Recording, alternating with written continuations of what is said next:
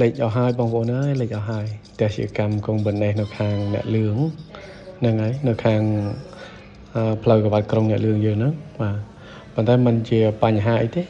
សម្រាប់ទឹកលិចនេះវាលិចតែខាងក្រោមតែខាងលើយើងនៅដំណើរការធម្មតាផ្ទះនេះហើយសបុកច្រើនទៀតបងប្អូនបេះមួយសាហ្នឹងច្រើនមែនតើមកបេះទៅបានលបាក់ជាចូល2គីឡូសបុកនេះចូល2គីឡូហើយហ្នឹងហើយគួរសមផ្ទះនេះគឺជាផ្ទះដែលមានขนาด10x20មួយជាន់ធ្វើផ្ទាល់ដីបងប្អូននៅខាងអ្នកលឿងយើងហ្នឹងហើយខែទឹកឡើងចេះទឹកឡើងជម្រៅលបាក់ជាកន្លះម៉ែត្រហើយចូលដល់ក្នុងផ្ទះចូលកន្លះម៉ែត្រហើយប៉ុន្តែអត់បញ្ហាមើលទៅដូចជាអត់មានផលប៉ះពាល់ណាមួយដែលធ្វើឲ្យមានផលប៉ះពាល់ដល់កំណើនសត្វអត់ទេអត់មានជាបញ្ហាទេហើយសបុកស្អាតមែនតើបងប្អូនសបុកស្អាត